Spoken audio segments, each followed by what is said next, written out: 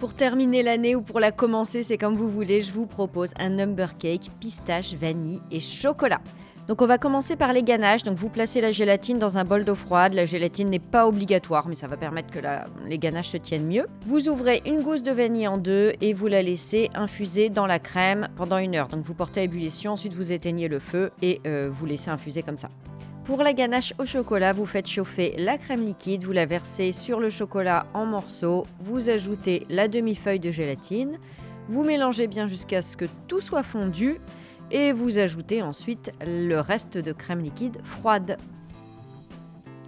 Vous mélangez bien, vous filmez au contact et vous placez minimum 4 heures au réfrigérateur. Moi j'ai préparé toutes les ganaches la veille, j'ai laissé toute la nuit au frigo, comme ça j'étais tranquille. Mais 4 heures ça suffit, sinon pas de problème. Ganache pistache maintenant. Donc vous torréfiez les pistaches 10 minutes à 150 degrés au four et ensuite vous allez les mixer avec le sucre glace et un petit peu d'huile. Alors contrairement au praliné pistache, la pâte de pistache c'est très peu sucré. Alors il faut vraiment mixer longtemps jusqu'à obtenir une pâte. Vous faites chauffer la crème liquide, vous la versez sur le chocolat blanc coupé en morceaux, vous ajoutez la demi-feuille de gélatine, donc vous mélangez bien jusqu'à ce que le chocolat soit fondu et vous ajoutez la pâte de pistache. Donc j'ai utilisé 60 g de pâte de pistache, j'en ai préparé un petit peu plus parce que c'est pas facile de mixer une toute petite quantité. Donc voilà, mais vous pouvez la garder pendant plusieurs mois dans un récipient, ça se garde très bien à température ambiante. Donc vous ajoutez le reste de crème froide et pareil, 4 heures au frigo. On récupère la crème dans laquelle infuser la gousse de vanille et comme pour les autres, on verse sur le chocolat, on ajoute la demi-feuille de gélatine, vous mélangez bien jusqu'à ce que le chocolat soit fondu et ensuite vous ajoutez le reste de crème froide. Vous avez toutes les quantités en description de la vidéo, sous la vidéo, il faut cliquer sur le petit plus ou sur les 3 petits points. Et donc vous filmez au contact et vous placez 4 heures au réfrigérateur ou une nuit si vous avez le temps. On passe à la pâte sucrée à la pistache. Donc comme tout à l'heure, on torréfie les pistaches 10 minutes à 150 degrés. Ça va permettre de faire ressortir leur goût. Vous les laissez refroidir et vous les mixez pour obtenir une poudre. Si vous avez déjà de la poudre de pistache, utilisez votre poudre de pistache, ce sera parfait. Dans la cuve du robot, donc, vous versez la farine, le sucre glace, la poudre de pistache, une bonne pincée de fleur de sel, vous mélangez tout ça. Vous ajoutez les œufs, alors sur la vidéo j'en mets 2, mais j'avais beaucoup trop de pâte, donc c'est bien 1,5 comme indiqué. En description. De toute façon, il faut toujours vous fier à ce qui est écrit, pas à ce que vous voyez, parce que des fois, je fais des doubles quantités, donc vous avez l'impression que c'est beaucoup plus. Et alors qu'il faut tout simplement suivre ce qui est écrit.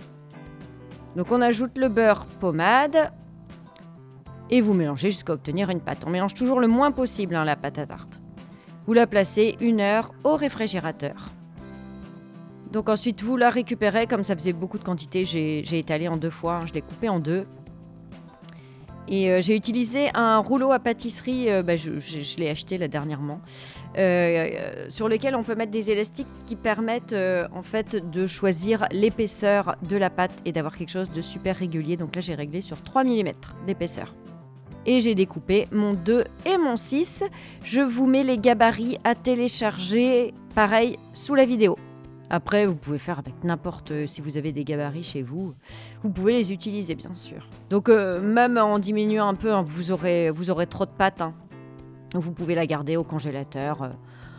Ça se garde 3 mois je dirais. Donc vous laissez 1 heure au frigo et vous enfournez. Donc dans les chutes, j'ai découpé notamment plein de petits 26 avec des emporte-pièces. Je vous mets les références sous la vidéo. Et j'ai enfourné tout ça. Le lendemain, ou 4 heures plus tard, on récupère les ganaches et vous allez toutes les fouetter une à une sur vitesse lente pour commencer. Après, vous pouvez augmenter la vitesse progressivement. Donc jusqu'à ce qu'elles épaississent, il faut avoir des ganaches bien fermes. Donc j'ai commencé par la ganache chocolat. Ensuite, la même chose avec la ganache pistache. Donc si ça graine, c'est que vous avez fouetté trop longtemps ou trop fort. Ça arrive. Mais normalement, si on fouette doucement et qu'on surveille, ça doit pas grainer. Et dès que vous avez la bonne texture, vous arrêtez. Et ensuite, la ganache vanille. Alors, je vous donne pas de durée parce que ça dépend de tellement de choses. Je sais que c'est une question que vous avez souvent. Combien de temps je dois fouetter. Mais si je vous donne une durée et que vous la suivez, je suis sûre à 90% que vous allez rater la recette. Donc, je préfère rien dire. C'est simplement, quand elle est prête, vous arrêtez.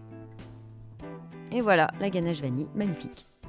Donc, j'ai placé tout ça dans des poches à douille. J'ai récupéré mes 2 chiffres, donc bien sûr, les quantités que je vous donne sont pour les 2 chiffres, le 2 et le 6, et pour les 2 étages.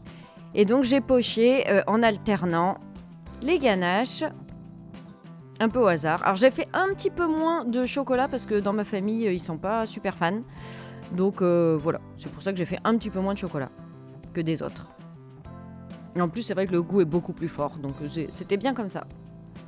Alors, j'ai utilisé une douille lisse pour la ganache pistache, une douille petit four pour la ganache vanille et une douille à rose pour la ganache chocolat. Et ensuite, j'ai décoré avec mes petits 26.